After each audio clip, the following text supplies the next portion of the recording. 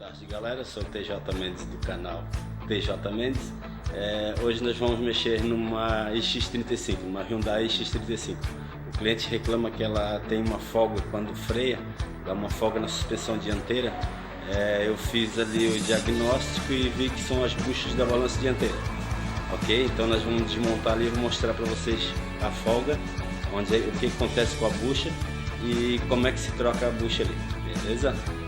Vamos lá que eu já apresento ali para vocês o trabalho. Galera, se gostarem do vídeo, se inscreve no canal, dá um like e taca o dedo no sininho.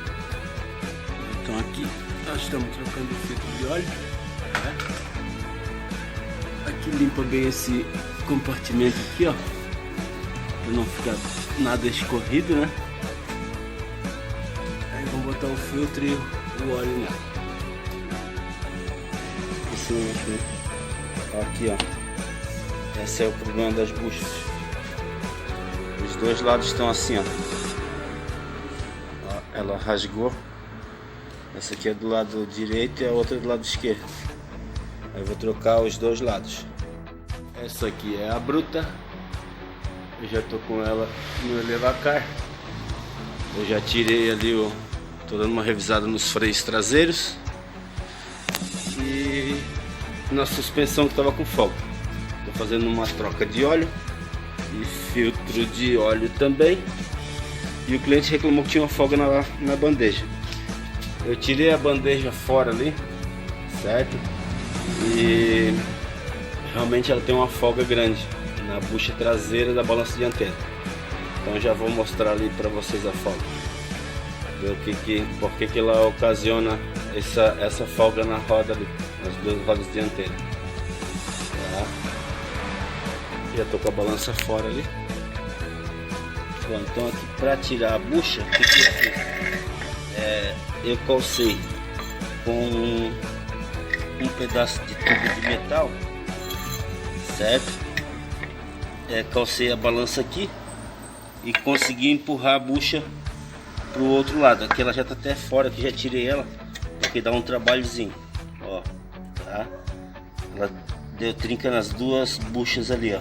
Olha só como rasgou a bucha. Então aí eu consegui passar ela por dentro e depois eu vou colocar a bucha nova, beleza? Então aqui eu troquei as duas buchas, aí coloquei ela prensada lá na prensa, né?